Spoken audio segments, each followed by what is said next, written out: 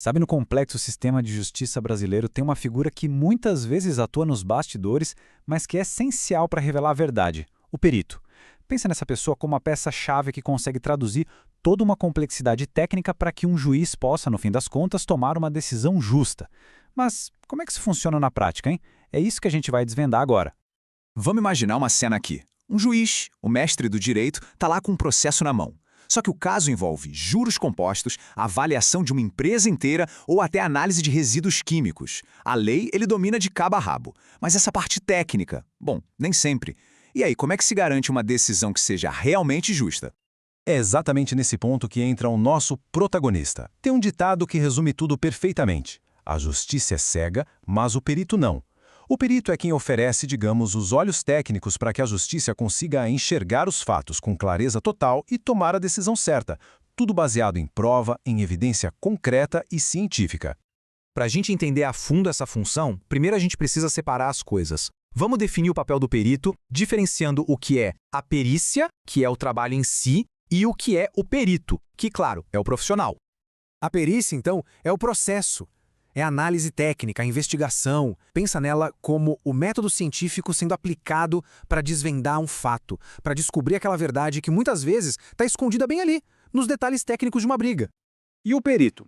Bom, o perito é o especialista com um conhecimento super aprofundado numa área específica. Ele é aquele profissional que é chamado para aplicar o que sabe, fazer a perícia e, o mais importante, traduzir toda aquela informação complexa para uma linguagem que o sistema de justiça consiga entender e usar. O conhecimento do perito é necessário em dois ambientes principais, sabe? Tanto dentro dos tribunais, na esfera judicial, quanto fora deles, no que a gente chama de esfera extrajudicial. E aqui a dinâmica fica bem legal. Dentro de um processo na justiça, não estamos falando de um único especialista e pronto.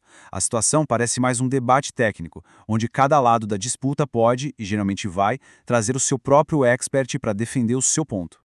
A estrutura funciona mais ou menos assim, ó. Primeiro, o juiz nomeia o perito judicial, que tem que ser a figura imparcial da história, o neutro.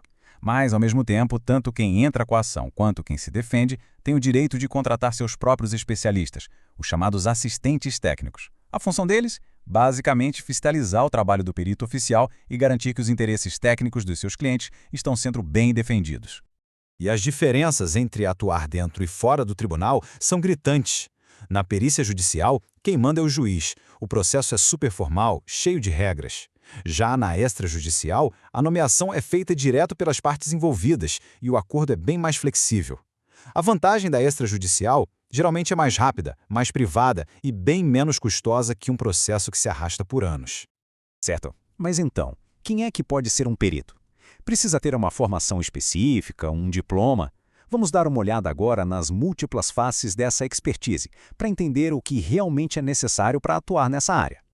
E aqui está o pulo do gato. Não existe uma faculdade de perito. O que realmente importa, o que é crucial, é ser um especialista com conhecimento comprovado naquela área específica da briga. Se o caso é sobre engenharia, precisa de um engenheiro. Se for sobre finanças, um economista ou contador. A expertise é a chave de tudo.